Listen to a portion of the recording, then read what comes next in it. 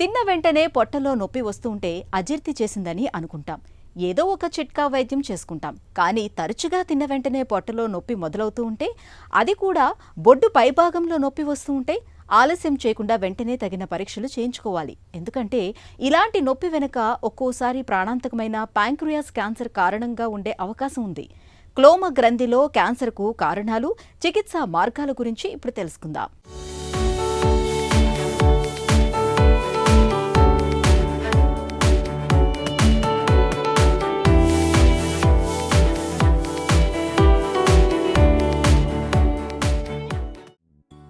జీర్ణమండలంలో దిగువగా చూపుడు వేలు ఆకారంలో కనిపిస్తుంది చూసారా, అదే క్లోమ గ్రంథి.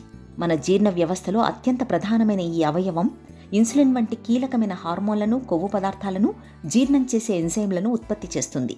ఇంతటి కీలకమైన ఈ క్లోమ గ్రంథికి ఇవాళ క్యాన్సర్ అనేది ఒక పెద్ద బెడదగా పరిణమించింది.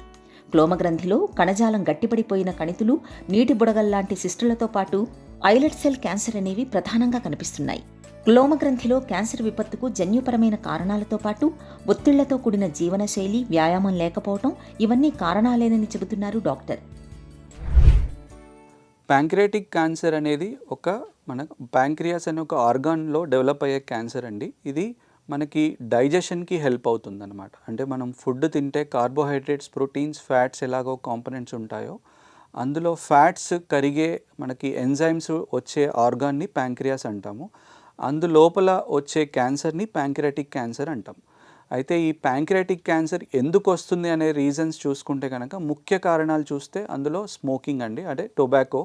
అదేవిధంగా మద్యపానం, అంటే ఆల్కహాల్ కన్జంప్షన్ ఒక ఓవర్ అండ్ అబోవ్ ఒక పర్టికులర్ లిమిట్లో కనుక కంటిన్యూస్గా over a period of time తీసుకుంటే అది ప్యాంక్రియాటిక్ క్యాన్సర్కి దారితీస్తుంది. అదేవిధంగా ఈ మధ్య కాలంలో చాలా వరకు ఫుడ్ పొల్యూషన్ అనేది అవుతుంది. అంటే కొన్ని రకాల కెమికల్స్ కలపడం వల్ల కానీ అది ప్యాంక్రియాటిక్ క్యాన్సర్కి దారితీస్తుందని చెప్పొచ్చు. ఇదే కాకుండా సెడెంటరీ లైఫ్ స్టైల్, అంటే ఒక ఒబెసిటీ, ఏదైతే sedentary life style is causing obesity అని చెప్తాము, ఒబెసిటీ కూడా ఒక రీజన్ అని ప్యాంక్రియాటిక్ క్యాన్సర్కి చెప్తారండి. అండ్ డయాబెటీస్, షుగర్ ఉన్న వాళ్ళకి కూడా ఒక ముప్పు ప్యాంక్రియాటిక్ క్యాన్సర్ ముఖ్యంగా కొంచెం పెరిగే అవకాశం ఉంటుంది. ఈ ముఖ్య కారణాలు ప్యాంక్రియాటిక్ క్యాన్సర్కి దారితీస్తాయి. ప్యాంక్రియాటిక్ క్యాన్సర్ రాగానే చాలా వరకు ఏమీ సిమ్టమ్స్ అనేవి ఉండవు. కొన్నిసార్లు అప్ స్టేజ్ అయినప్పుడే సిమ్టమ్స్ అనేవి బయటపడతాయి. అందులో ముఖ్యమైన సిమ్టమ్స్ చూసుకుంటే పేషెంట్స్ చాలామంది ఏం చెప్తారంటే అబ్డామినల్ పెయిన్, అంటే కడుపు నొప్పి అవుతుంది చాలా రోజుల నుంచి అంటారు, ముఖ్యమైన సిమ్టమ్ అనమాట. ఇది కాకుండా అన్ఇంటెన్షనల్ వెయిట్ లాస్ అంటే తెలియకుండానే బరువు అనేది తగ్గిపోతారు. అంటే ఒక 5% ఆఫ్ ద వెయిట్ ఒక ఓవర్ అండ్ అబోవ్ ఒక 3 monthsలో తగ్గిపోతే అది సిగ్నిఫికెంట్ వెయిట్ లాస్గా చెప్తాము. అదేవిధంగా ఆకలి కూడా వేయట్లేదు సార్ అంటారు. చాలామందికి loss of weight, loss of appetite and abdominal pain, ఈ 3 సిమ్టమ్స్ చాలా కామన్గా ప్యాంక్రియాటిక్ క్యాన్సర్ పేషెంట్స్లో చూస్తాము. ఇదే కాకుండా జాండిస్, అంటే ఒళ్ళు అంతా ఆర్ ఐస్ కానీ ఎల్లో కలర్గా మారిపోవడము, ఒళ్ళు మొత్తం జనరలైజ్డ్గా ఇచ్చింగ్ రావడము, ఈ అండ్ మోషన్స్ పోయినప్పుడు కలర్ ఆఫ్ ద స్టూల్, అంటే మోషన్ రంగు అనేది కూడా క్లే కలర్ స్టూల్ అండి, అంటే తెల్లగా మారడము, ఇవి ఎల్లో కలర్ లేకుండా మోషన్ రావడము, అవి కూడా క్యాన్సర్ లక్షణాలు, ప్యాంక్రియాటిక్ క్యాన్సర్ లక్షణాలుగా చెప్పొచ్చు. క్లోమ గ్రంథికి క్యాన్సర్ సోకినప్పుడు తరచూ నొప్పి అనేది ఒక ప్రధానమైన సమస్యగా ఉంటుంది. మలం బూడిద రంగులోకి మారుతుంది. మూత్రం కూడా ముదురు రంగులో వస్తుంటుంది. ఆకలి తక్కువగా ఉంటుంది. ఎప్పుడూ నీరసంగా కనిపిస్తుంటారు. క్రమంగా బరువు తగ్గిపోతుంటారు. తరచూ వాంతులవుతుంటాయి. కడుపులో ఎప్పుడూ వేదనగా, అస్థిమితంగా ఉంటుంది. అజీర్ణంతో పాటు విరేచనాలు బాధిస్తుంటాయి. క్యాన్సర్ కణితి క్లోమంలోని తల భాగంలో ఉన్నప్పుడు కామెర్లు కనిపిస్తాయి. అదే దేహ భాగంలో కానీ, తోక భాగంలో కానీ కణితి ఏర్పడితే నొప్పి వెనక్కి వ్యాపిస్తుంటుంది. సాధారణంగా సిటీ స్కాన్, ఎంఆర్ఐల సాయంతో క్లోమ గ్రంథిలో క్యాన్సర్ను గుర్తించవచ్చు. ఎండోస్కోపిక్ రెట్రాగ్రేడ్ కొలాన్సియో ప్యాన్క్రియాటోగ్రఫీ పరీక్షతో క్లోమ గ్రంథిలో క్యాన్సర్ సోకిన ప్రాంతాన్ని ఇంకా ఖచ్చితంగా గుర్తించవచ్చు. Pancreatic cancer one of the aggressive cancers అని చెప్పొచ్చు. దీనివల్ల మనం స్టేజ్ 1 and 2 కనుక చూసుకుంటే ఓవర్ అండ్ అబోవ్, అంటే 5 years సర్వైవల్ రేట్ అరౌండ్ 40-60%గా చెప్తారు. అదే స్టేజ్ 4 కనుక చూస్తే 5 years సర్వైవల్ లెస్ దెన్ 10%గా చెప్తారు. దీన్ని బట్టి ఏమర్థం అవుతుందంటే one of the most aggressive cancer. ఇది చాలా ప్రాణాంతకము. ఇది నివారించుకోవడం చాలా ఇంపార్టెంట్.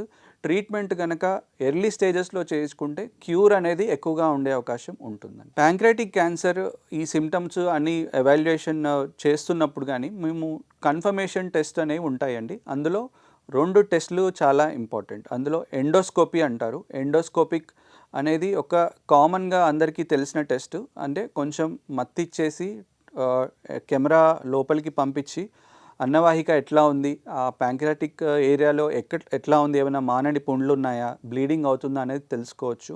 కొన్నిసార్లు ఎండోస్కోపీ నార్మల్ ఉంటుంది. అది ఏంటంటే ప్యాంక్రియాస్ లోపల గడ్డ ఫామ్ అయినప్పుడు అన్నవాహిక నార్మలే ఉంటుంది. అలా అని చెప్పి వాళ్ళకి ఎండోస్కోపిక్ అల్ట్రాసౌండ్ అంటాము. ఇది ఒక రకమైన ఎండోస్కోపీ పరీక్షనే. ఇది ఎండోస్కోపిక్ అల్ట్రాసౌండ్ అనేది దానికి ఎండోస్కోపీ ఇంకా అల్ట్రాసౌండ్ 2 పరికరాలు జోడించి చేయడం జరుగుతుంది.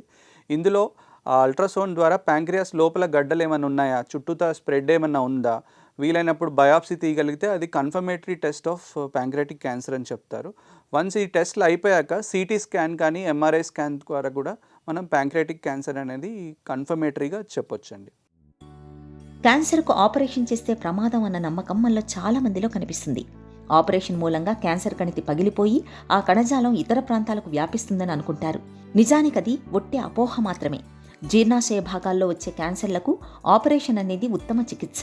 క్యాన్సర్ను ఏ దశలో గుర్తించామన్న దాన్ని బట్టి కీమోథెరపీ, రేడియేషన్, సర్జరీల సాయంతో క్యాన్సర్ కణితుల్ని తొలగిస్తారు. ఒకవేళ క్యాన్సర్ ముదిరిపోయినా మిగిలిన శేష జీవితం సాఫీగా గడిపేందుకు వీలుగా ఇవాళ ఆధునిక వైద్యంలో చక్కటి చికిత్సలు అందుబాటులో ఉంటున్నాయి. ప్యాంక్రియాటిక్ క్యాన్సర్ వన్స్ డయాగ్నోజ్ అయిపోయాక దాన్ని ఏ స్టేజ్ అనేది తెలుసుకునేందుకు సిటీ స్కాన్ ఎట్లయితే యూజ్ అవుతుందో అదేవిధంగా ఈ మధ్య పెట్ సిటీ స్కాన్ కూడా చేస్తున్నాము. ఆ పెట్ సిటీ స్కానింగ్ అనేది హోల్ బాడీ స్కాన్ అనమాట. అంటే ఇందులో మనకి స్టేజ్ 1, స్టేజ్ 2, స్టేజ్ 3, స్టేజ్ 4 అనేది తెలుస్తుంది. అదేవిధంగా ట్రిపుల్ ఫేజ్ సిటీ స్కాన్ అనేది చాలా ఇంపార్టెంట్ స్కాన్ ప్యాంక్రియాటిక్ క్యాన్సర్కి. ఈ 2 స్కాన్ల ద్వారా మనకి ఎన్నో దశ అనేది తెలుస్తుంది. యూజువల్గా చికిత్స అనేది 1 and 2 and 3 స్టేజెస్ వాళ్ళకి సర్జరీ ద్వారా ఉంటుందండి. అందులో సర్జరీ కూడా విపుల్స్ సర్జరీ అంటాం. అంటే హెడ్ ఆఫ్ ద ప్యాంక్రియాస్లో గడ్డలు ఏర్పడితే దీన్ని ఒక విపుల్స్ సర్జరీ ద్వారా నయం చేయొచ్చు. అదే కొంచెం బాడీ అండ్ టెయిల్ ద్వారా అక్కడ క్యాన్సర్ ఏర్పడితే ప్యాంక్రియాటికో స్ప్లినెక్టమీ అనే ఒక మేజర్ సర్జరీ ద్వారా దాన్ని క్యూర్ అవుతుంది. వన్స్ సర్జరీ అయిపోయాక దీనికి కీమోథెరపీ అని కూడా మనం యాడ్ చేయాల్సి ఉంటుంది. ఇది ఎందుకు అంటే రికరెన్స్ అంటే మళ్ళీ తిరగబడకుండా మనకి చాలా యూజ్ అవుతుందన్నమాట. రేడియేషన్ థెరపీ కొన్నిసార్లు యూజ్ చేస్తాము, కొన్నిసార్లు యూజ్ చేయము ప్యాంక్రియాటిక్ క్యాన్సర్కి. ఈ మధ్య కాలంలో చూస్తే కొన్నిసార్లు స్టేజ్ 3 క్యాన్సర్స్ వాటికి డైరెక్ట్గా ఆపరేషన్ చేయకుండా ముందు జాగ్రత్తగానే కొంచెం కీమోథెరపీ ఇస్తే ప్యాంక్రియాటిక్ క్యాన్సర్ని కొంచెం స్టేజ్ 2గా కన్వర్ట్ చేసుకొని ఆపరేషన్కి వీలయ్యేటట్టుగా చేస్తున్నాము.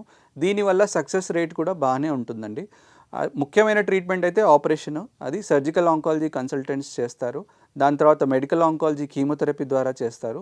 అవసరమైనప్పుడు రేడియోథెరపీ కూడా వాడతాము. ఈ 3 రకాల చికిత్సలు మనకి అందుబాటులో ఉన్నాయండి. స్మోకింగ్ కానీ, ఆల్కహాల్ కానీ, ఒబెసిటీ ఉన్న వాళ్ళకి, అదే క్రానిక్ ప్యాంక్రియాటైటిస్ ఉంటుంది కొంతమందికి, తరచూ కడుపు నొప్పి రావడం వల్ల ప్యాంక్రియాస్లో కొన్ని స్టోన్స్ ఫామ్ అవడం వాళ్ళకి ప్యాంక్రియాటిక్ క్యాన్సర్ అనేది రిస్క్ ఉంటుంది. వాళ్ళకి ఇయర్లీ వన్స్ అనేది అల్ట్రాసౌండ్ కానీ, సిటీ స్కాన్ కానీ, ఎండోస్కోపీ పద్ధతుల్లో దీన్ని నివారించుకోవచ్చు. అంటే ముందు తెలుసుకుంటే దాన్ని క్యూర్ అనేది చేసుకుంటే ప్యాంక్రియాటిక్ క్యాన్సర్ అనేది రాకుండా హెల్ప్ అవుతుందండి. నిర్లక్ష్యం చేస్తే ప్రాణాంతకంగా పరిణమించే క్లోమగ్రంథి క్యాన్సర్ను నివారించుకోవడం పూర్తిగా మన చేతుల్లోనే ఉంది. ఆరోగ్యకరమైన చక్కటి జీవనశైలిని పాటించడం, రోజువారీ ఆహారంలో కొవ్వు పదార్థాలని సాధ్యమైనంత తక్కువగా తీసుకోవటం, బరువును అదుపులో ఉంచుకోవటం, ప్రతినిత్యం శరీరానికి చాలినంత శ్రమను కల్పించడం, ధూమపానం, మద్యపానం వంటి చెడు వ్యసనాలకు దూరంగా ఉండటం క్లోమగ్రంథిని ఆరోగ్యంగా ఉంచే తారక మంత్రాలు ఇవే.